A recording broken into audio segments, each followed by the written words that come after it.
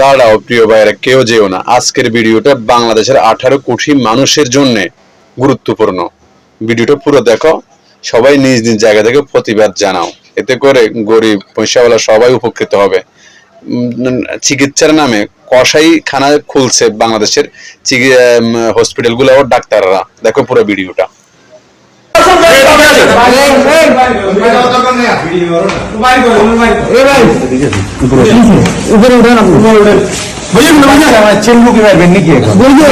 তিনটা মাঝে আপনারা একটা ধরে বলতে যে যা হয়েছে হয়েছে, রোগীর কি করবেন এটা করেন বলছি কিনা আপনারা? আপনি যখন এসে নিচে গেটে দেখছেন ফাইলটা উঠে দিয়েছিলেন, এগুলো বলছিলাম কখন আপনি যখন 1টা বাজে আসছেন গেটে আমি আপনাকে বলছি এই 3 ঘন্টা পর্যন্ত আপনি কি পদক্ষেপ নিচ্ছেন? এখনো ওটি করতেছে। আরে ভাই, আপনি ওটি করার জন্য এখনো একটার পর একটা করতেছে। আপনি অনুমতি চাইছেন? আপনি একবার আমি বলছি একটার পর থেকে একবার অনুমতি চাইছেন যে এখন এই অবস্থায় অনুমতি করা লাগবে।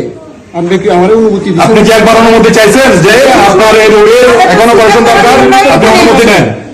আপনি সামনে দেখলেন আমি অনুমতি মারেন না, এখন আবার অনুমতি মারেন এখানে সিজারের জন্য অনুমতি দিতে না, তখন করলেন না কেন? বাচ্চা যে মরে গেছে তখন করলেন না কেন? 7টা বাজে যখন অনুমতি চাইছি আমি 1 সেকেন্ড দেরি করছি দিতে, সাথে সাথে চিকিৎসা করে দিছি না?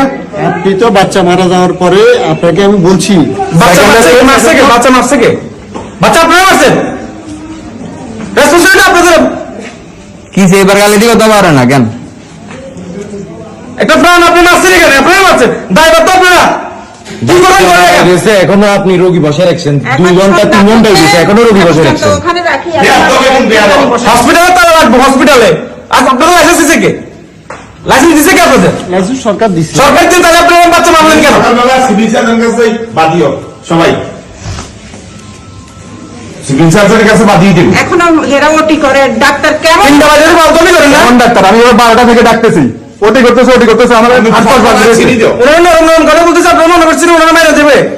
অনেক অনেক কমপ্লেন করতে হবে, কি করতে হবে না করতে হবে আমি সব জানি। তো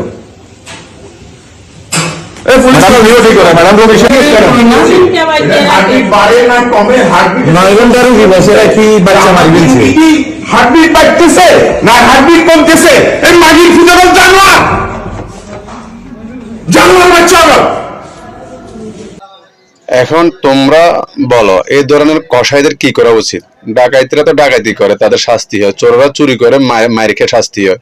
এই ধরনের কসাইদের কি করা, যারা চিকিৎসার নামে এভাবে মানুষকে লুটে পড়ে নিচ্ছে, সময় মতো ট্রিটমেন্ট দেয় না, একটা রোগী হসপিটালে আসলে ইমার্জেন্সি চিকিৎসা দেয় না, অবহেলা করে। এদেরকে কি করা উচিত?